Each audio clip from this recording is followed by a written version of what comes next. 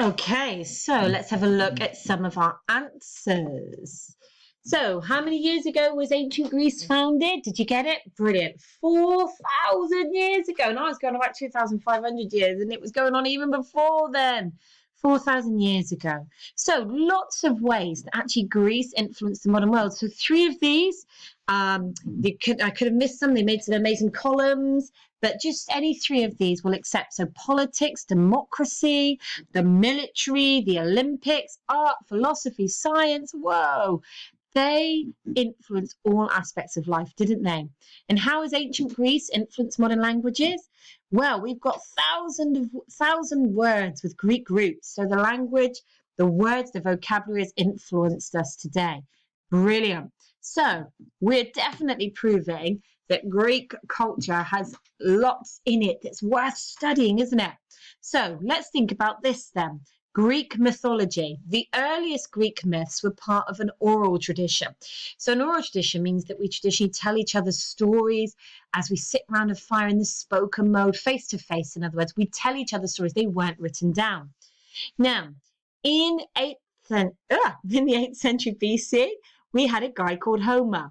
Now, he actually is the inspiration, the name of Homer Simpson, but this is not Homer Simpson, just his predecessor. So Homer in 8th century BC wrote amazing epic poems called the Odyssey and the Iliad, which tell the story of the mythical Trojan War.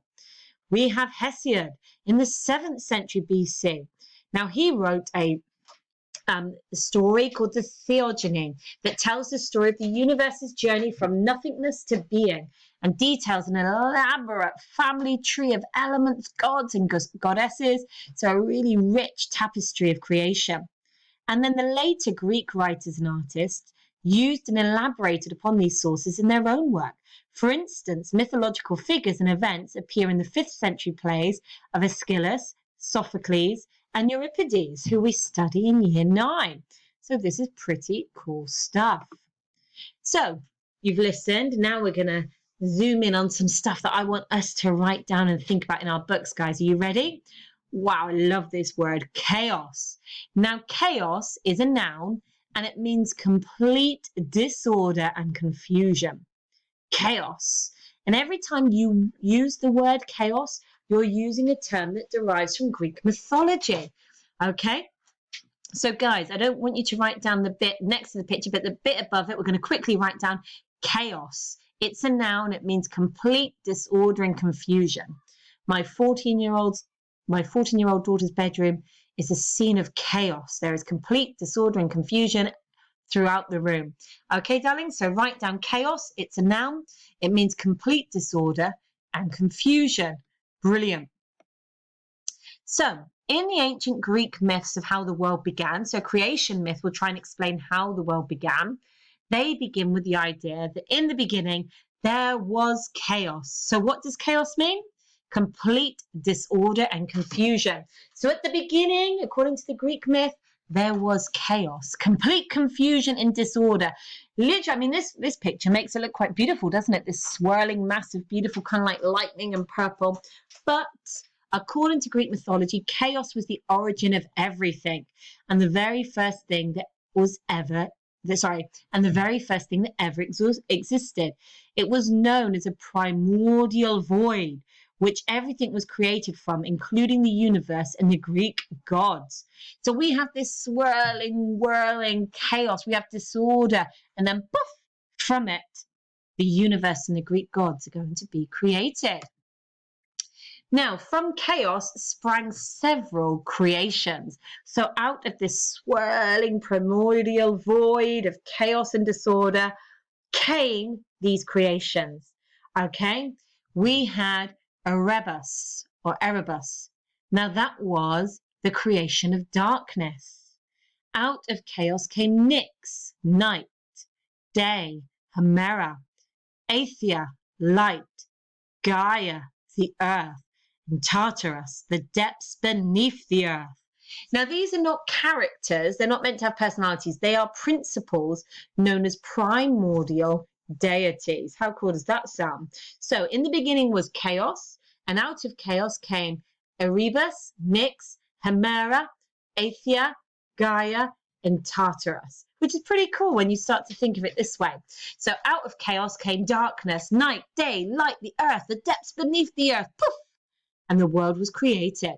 So guys, I'm going to ask Mrs. to press pause, okay, so that you can just write down these words. Now, what I would ask is that as you write the words down, because it's going to tie into a little activity in a minute, just leave a little bit of space between them. So maybe like write down Erebus, meaning darkness, and then 2 lines, then write down Nyx, meaning night, and then leave 2 lines.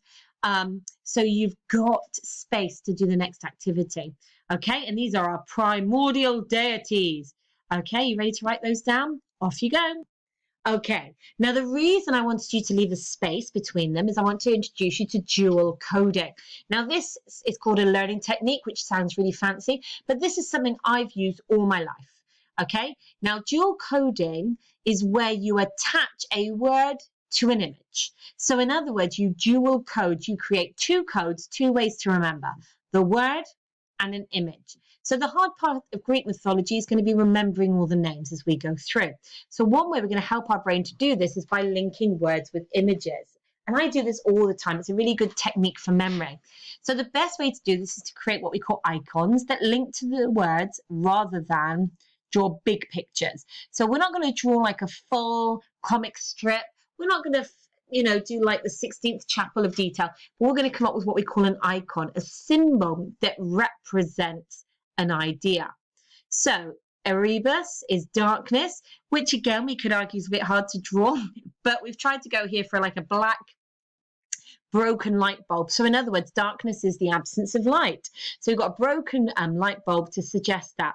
Now, the next bit for you guys is for each of these words to try and create an icon for each of the primordial deities. So what could you draw for Nyx, for night, for Hemera, day, for Aether, light, for Gaia, the earth, and for Tartarus, the depths beneath the earth. Try and come up with a drawing that's going to help you remember each of them. Okay, when you're finished, let us know and we'll move on. Okay, so guys, we've got our primordial deities. Are you ready? We've already got those. So that's what came out of chaos. Pachoo! Out of chaos came the primordial deities. But like any family, the family tree that in Greek mythology gets a lot more complicated. And there are 3 generations which make up the ancient Greek creation myth. We have the creators, Gaia and Uranus. We have the Titans. So Gaia and Uranus had babies, had children, and the Titans were the children of Gaia and Uranus. Now, after the Titans came the Olympians. So a next generation. So we've got first generation, creators. Second generation, the Titans. Third generation, the Olympians.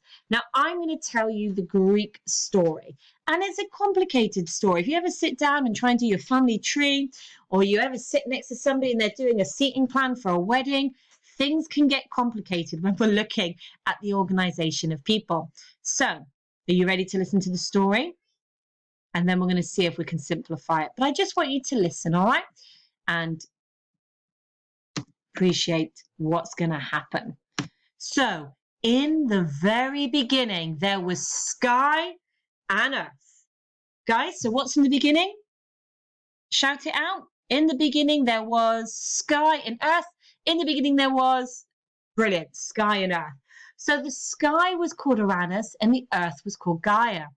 They were lovers. They lay clasped in one another's arms so tightly, so romantically, that not even a leaf could have passed between them. Earth had given birth to many children, but she was held so tightly by the sky, by Uranus, that there was nowhere for her children to go. They couldn't stand to their full height and had to crouch in cracks and crevices. These children of Earth were the Titans. They were strange, grey beings with skin furrowed like rock that has been worn away by the weather. They longed to be able to stand, to step, to stride across the earth, but they were trapped by their weight of their father, Uranus, the sky. Okay, so we've got Uranus and Gaia, the earth and sky, and they give birth to these Titans, strange grey beings with skin like rock, and they were trapped by the weight of their father. They couldn't go and do what they wanted to do. Okay, So far, so good. Now, one of the great titans was called Kronos. So we've got another character coming into our story, a guy called Kronos. So what's the great titan called, everybody? Say it back to me.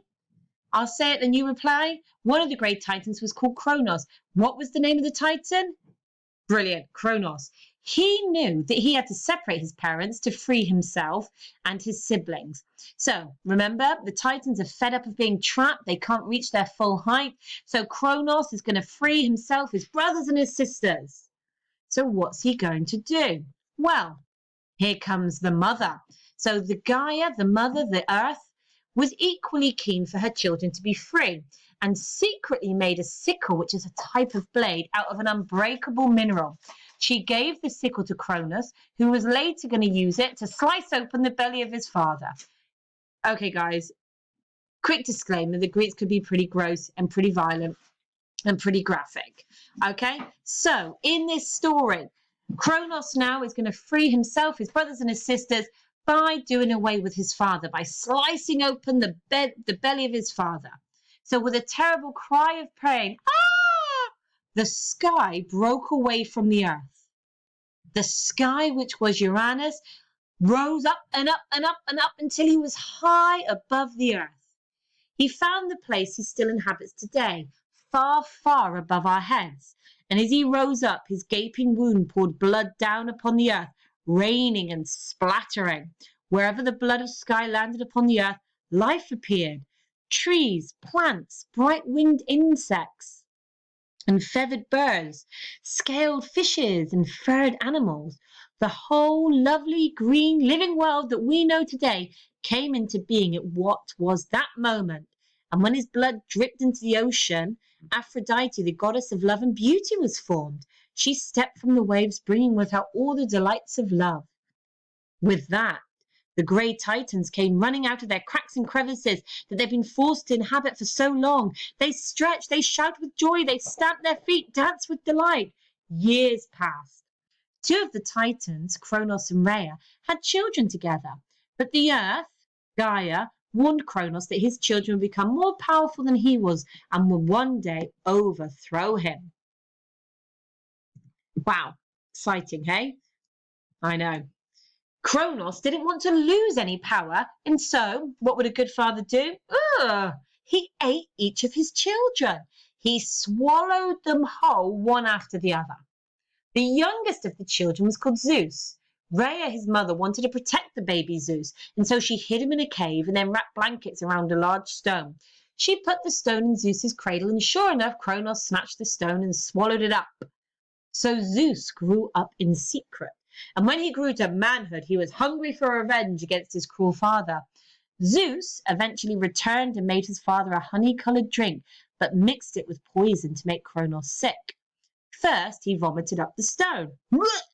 Then, out of his throat came his other children, who were now fully grown. Poseidon, Hestia, Hades, Demeter, and Hera. Zeus and his siblings, his brothers and sisters, waged war against Kronos and the other titans. They were really angry that their dad had eaten them and swallowed them whole. And for years, this earth-shattering war between the gods and the titans continued.